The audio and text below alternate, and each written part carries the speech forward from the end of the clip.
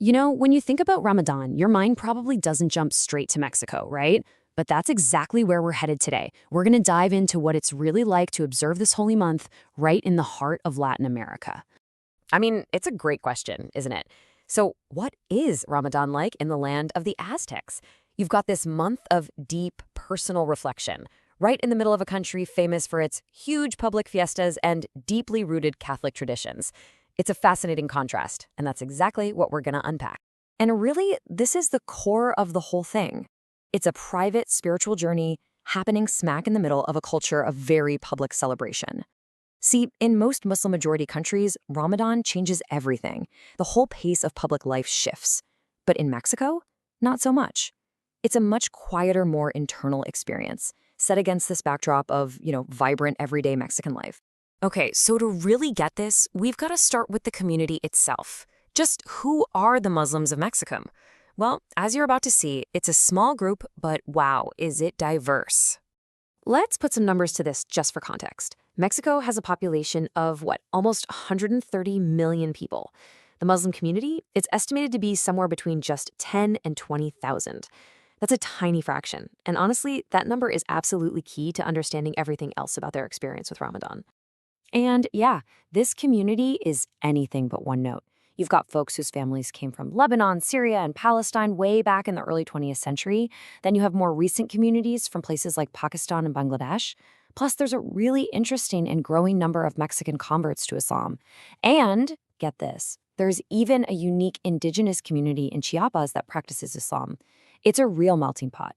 Now, they're not spread out all over the country. Most of the community is concentrated in the big cities. We're talking Mexico City, Guadalajara, and Monterrey. And because of that, if you're a Muslim living outside of those hubs, the whole experience of Ramadan can feel, pretty solitary. So what does that solitary experience actually feel like, day to day? Let's zoom in on that personal journey, on a single day of fasting. This really breaks it down, right? On one hand, you have the daily routine. Life in Mexico just keeps going.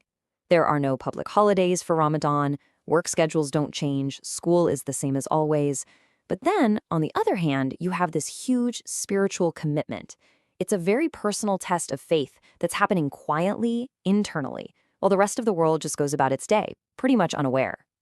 I mean, just imagine for a second, you're the only person in your office, or maybe in your whole class, who's fasting. That's gotta be tough, right? It can feel isolating. But what's interesting is that for many people, that very challenge, it actually strengthens their personal dedication. It makes that spiritual commitment feel even more profound. But then, the sun goes down.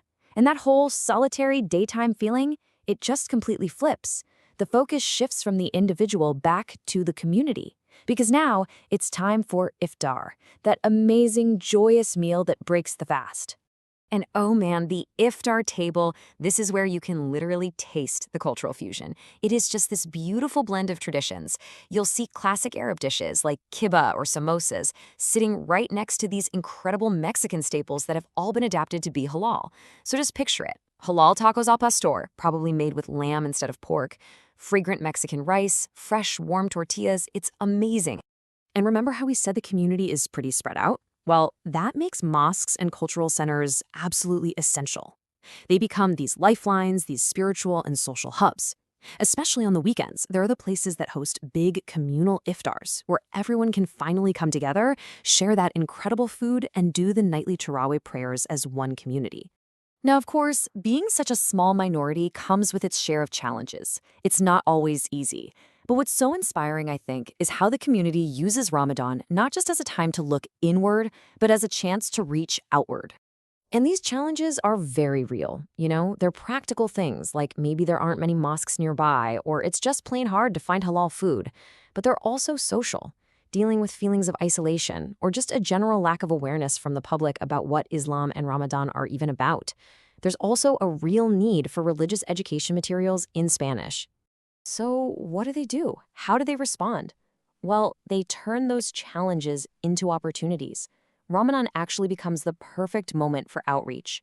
People will open up their homes, their community centers, and invite their non-Muslim friends and neighbors to come and share an iftar meal with them.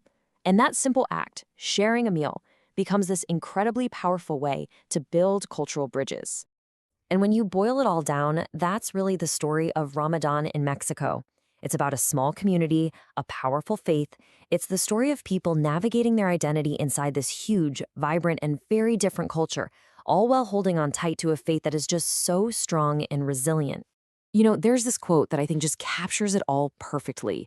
The spirit of Ramadan in Mexico is like a small but steady and bright light in the hearts of Muslims there.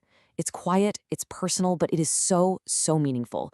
A really beautiful expression of faith.